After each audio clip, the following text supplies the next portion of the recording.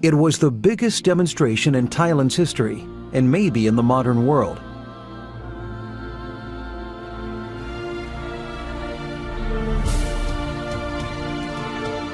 On November 24, 2013, over 1 million Thai people took to Ratchadamnern Avenue and other streets in Bangkok.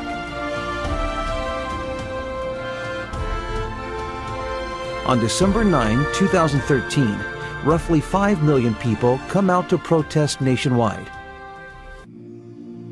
December 22, estimated more than 6 million people occupied the streets in the heart of Bangkok. The people came from all walks of life. They were unified under one goal: to remove the corrupt government and reform the country.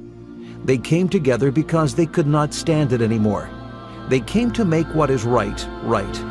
They came to uproot the Thaksin regime, a regime planted by the former exiled Prime Minister Thaksin Shinawatra that had continued to grow under the current government run by his sister Yingluck Shinawatra. Thailand is a democratic country with the king as the head of state. The governmental system is similar to that of Britain. People elect the representatives who form the parliament, and the party that wins the election chooses the prime minister, who in turn appoints the cabinet. It's been a democracy for 80 years.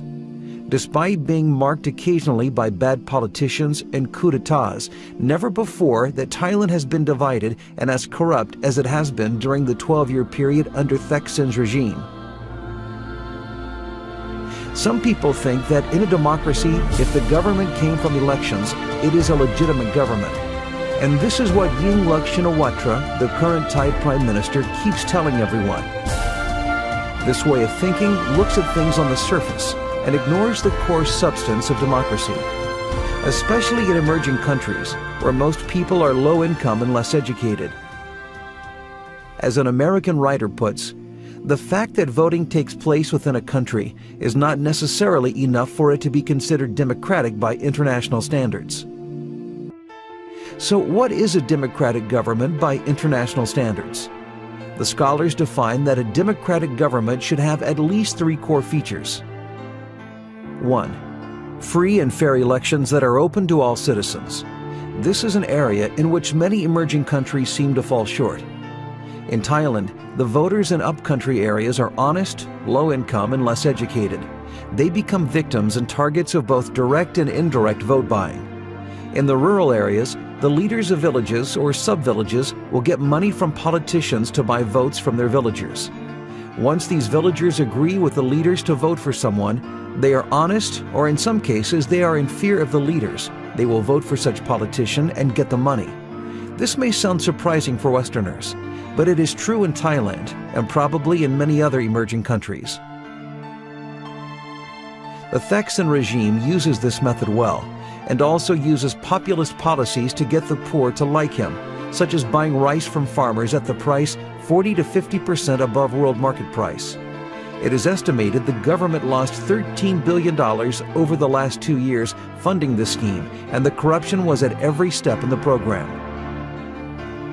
In the election of 2007, where many political parties boycotted the election, his then party, Thai Thai, hired some small political parties to send candidates in order to have the minimum number of candidates required by the law and to be their nominees.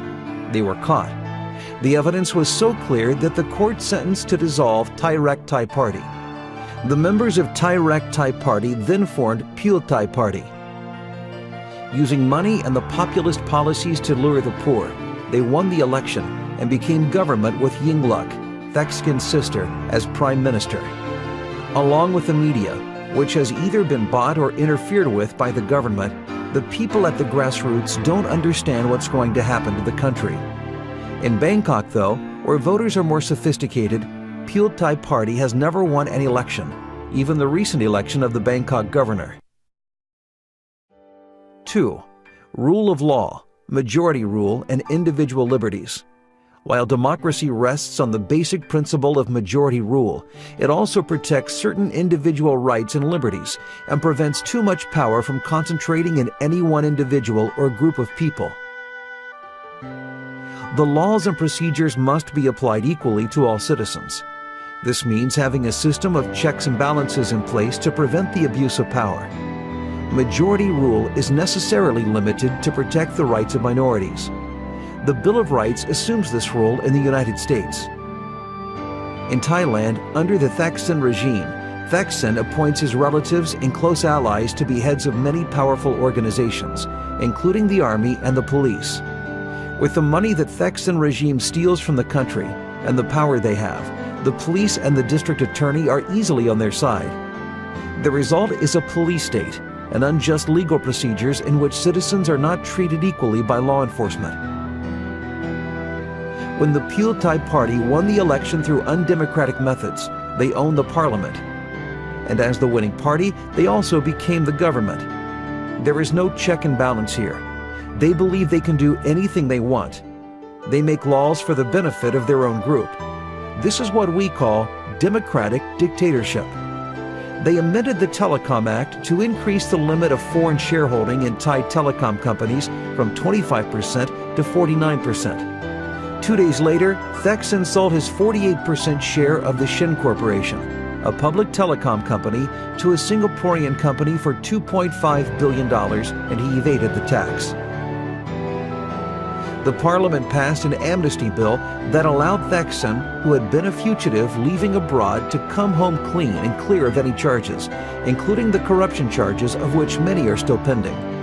During the voting to pass this bill, Pheu Thai representatives cheated on the vote.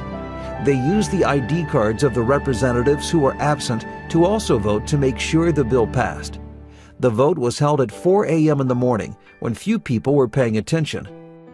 This incident was taken to the Constitutional Court, which ruled that the amnesty bill was unlawful and unconstitutional. Yingluck's cabinet and Pheu Thai members of parliament announced that they will not accept the ruling of the Constitutional Court. Under democratic principles and the rule of law, when a government refuses to obey the law, especially the Constitution, the government can no longer be considered a legitimate democratic government. These are just samples of the dictatorial behaviors of the current government, and they have done it to the degree that millions of Thai people are willing to take the risk of the tear gas and their lives to protest on the streets. If you still think that a government that comes to office through an election is a legitimate democratic government, then you don't know what a true democratic government is. 3. Protection of fundamental human rights. These include the right to free speech, freedom of religion, and equal protection under the law. A democracy also includes the right of all citizens to organize and participate fully in the political, economic, and cultural life of society. People have the right to demonstrate in a peaceful manner or act in non-violent civil resistance or civil disobedience. This is what the Thai people are doing right now. They have brought flowers to the police and government workers as a symbol to ask them to resist the government and turn to the people's side. But Yingluck's government uses tear gas, rubber bullets. There have even been cases of real bullets being used in order to prevent the protesters from occupying government buildings. At the recent incident of Ram Kum Hang University, the government did not respond at all, while their supporters, the red shirts, who are always violent, clashed into the student protesters. The result was 4 deaths, of which at least 3 were students, and who knows how many injuries.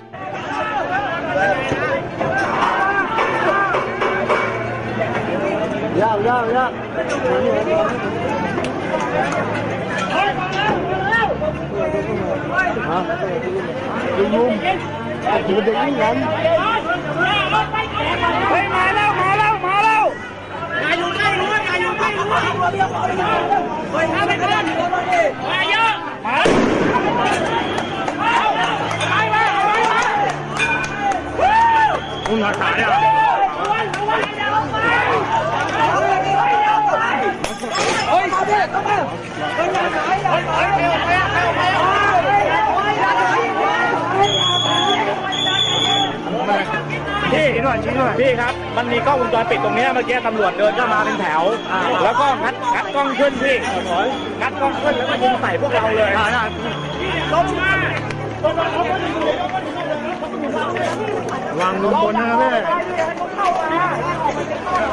เราคนลงถามว่าเอาคนลงเลยพี่ลงหน่อยพี่มันต่อจุดถามว่ามันเผาอยู่พี่มันเผาอยู่พี่ขึ้นไปหน่อยขึ้นไปหน่อยไปประมาณ100 เมตรพี่เสียงสดพี่เห็นไหมพี่เห็นปะแถวบ้านของเมืองพี่ขึ้นไ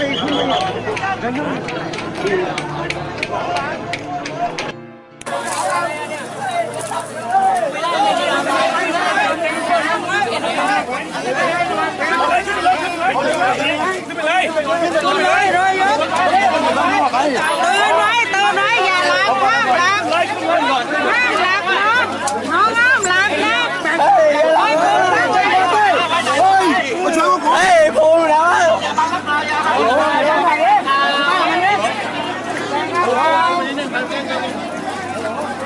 ไม่ต้องร้องน้องไม่ต้องร้องแข็งไว้เอาไปเอาคนเจ็บไปก่อน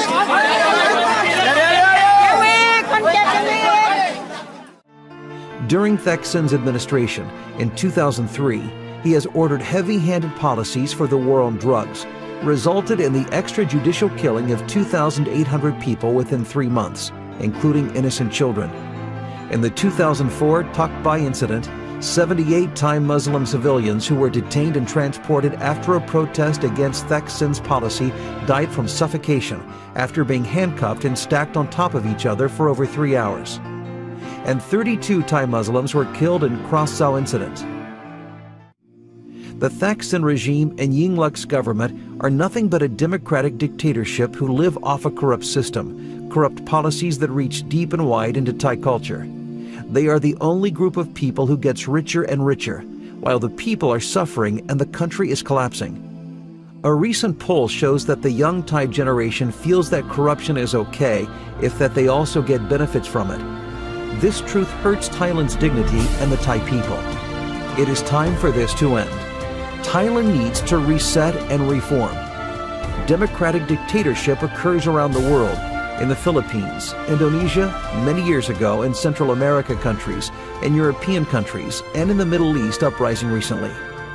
We hope that through the social media and internet era, all of us can learn from the loss of other countries and decide to do something for your own country and prevent this to happen to your people. Democracy may be the best choice available, but it also allows dictatorship and tyrants to parasite. At the time we produce this video, we don't know how Thailand will turn out, how peaceful protest can overthrow the shameless government. We fully support the bravery Thai people who come out to fight for their freedom and protect their beloved king. Thailand needs a reform, not just another election.